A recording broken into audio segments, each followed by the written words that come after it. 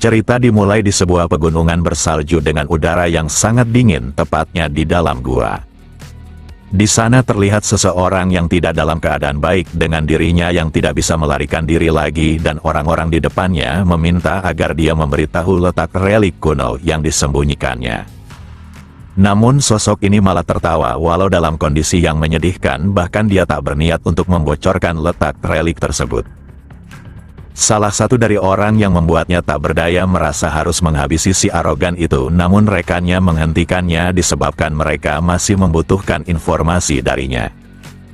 Kemudian orang ini mengirim koordinatnya kepada rekannya yang lain karena mereka sudah mendapatkan sang hantu utara. Kedua orang ini tak menyangka jika sosok di depannya sangat keras kepala, bahkan masih hidup setelah tangannya terpotong, dan dia penasaran kenapa sang hantu utara mengincar relik yang diinginkan oleh sang kaisar. Dikarenakan sang hantu utara telah membuat mereka kehilangan banyak rekan, maka mereka berdua akan mempermainkannya terlebih dahulu sebelum pasukan utama datang.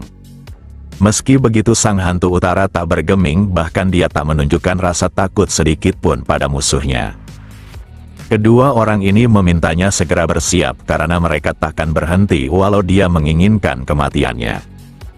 Lalu salah satu dari mereka melempar koin untuk menentukan siapa yang duluan menyiksanya. Hanya saja sang hantu utara takkan menyerah dengan menggunakan gigitannya untuk menyambungkan lengannya. Dia merupakan sosok yang telah melewati berbagai macam pertarungan dan dia takkan menyerah apapun yang terjadi. Sang hantu utara bernama Zeke dan merupakan sosok pertama yang gagal dalam proses kebangkitan bakat dalam keluarga Draker.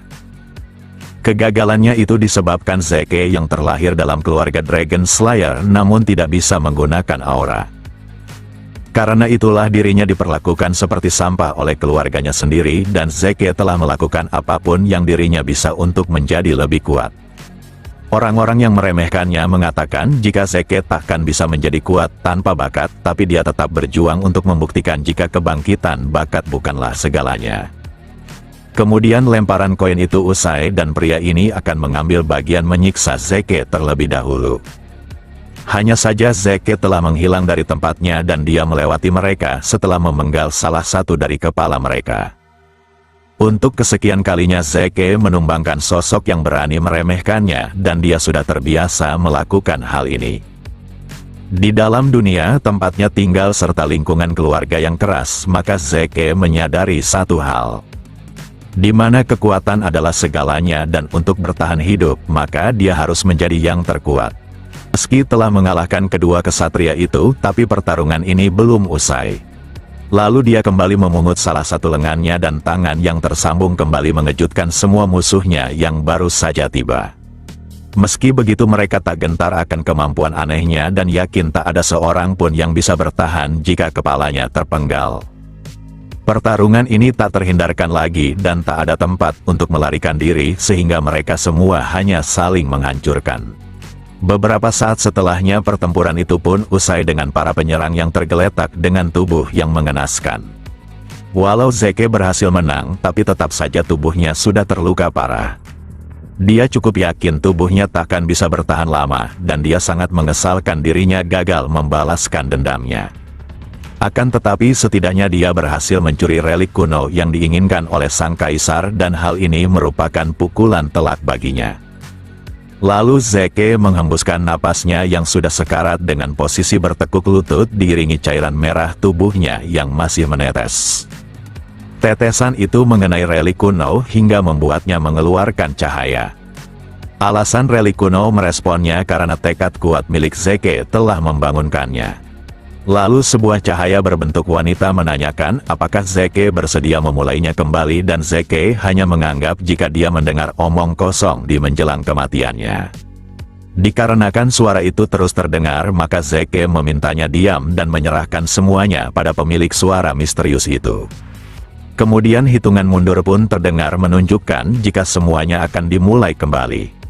Beralih ke masa lalu di mana Zeke telah kembali dan awalnya dia terkejut akan tragedi yang dialaminya, tapi setelah berpikir dengan jernih maka dia menyimpulkan sesuatu.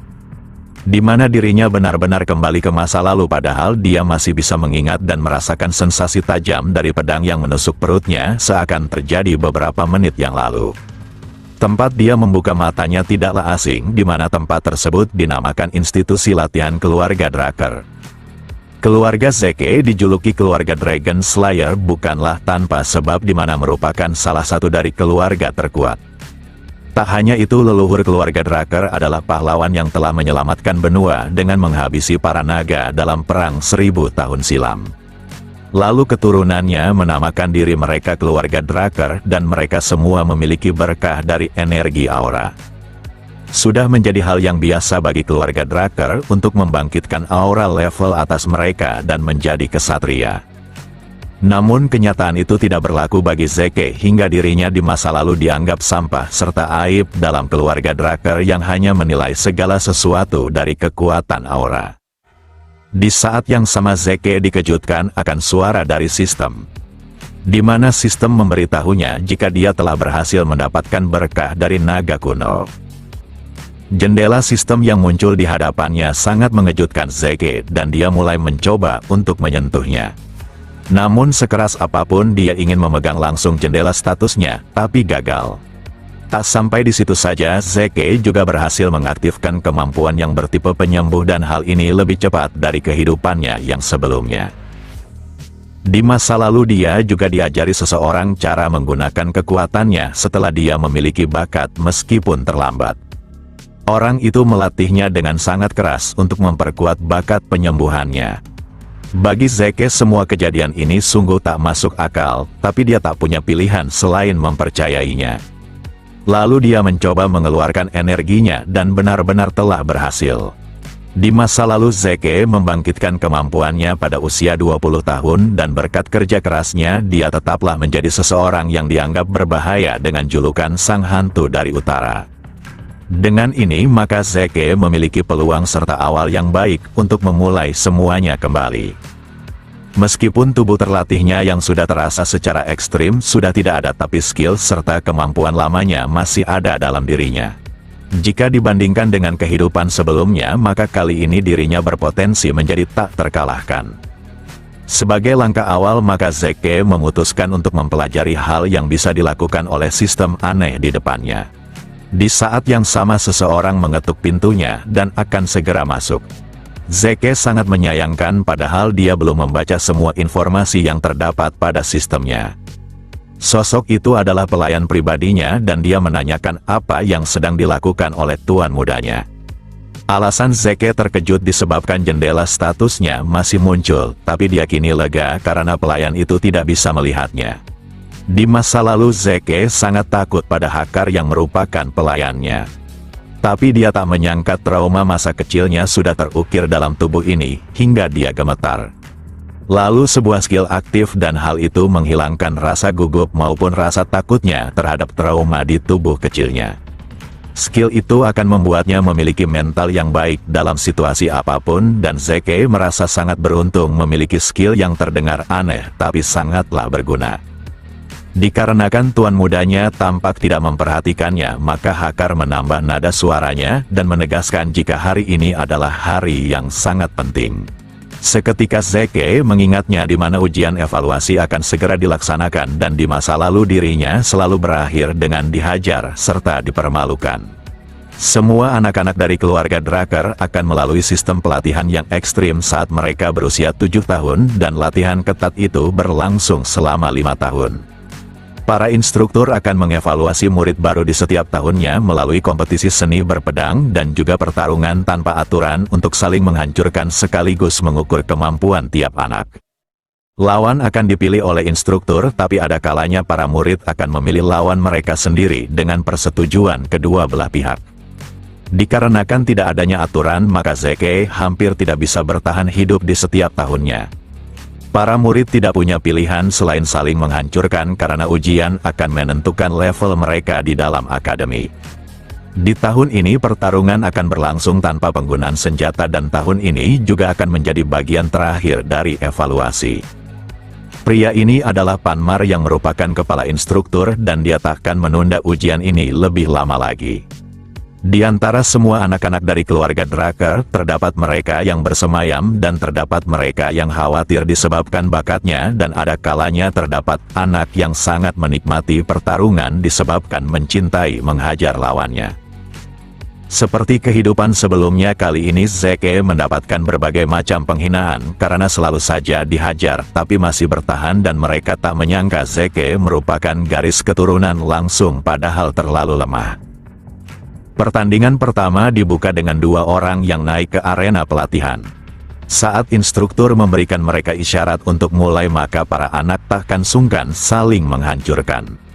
Di sana terlihat seorang anak yang menyerang secara brutal, tapi lawannya hanya menunggu pukulannya mendekat. Namun siapa sangka saat pemilik tinju itu lebih dekat, maka dia bergerak lebih cepat mendaratkan tinjunya. Pertarungan pertama berakhir dengan waktu yang sangat singkat dan Zeke yang menonton merasa sangat bosan.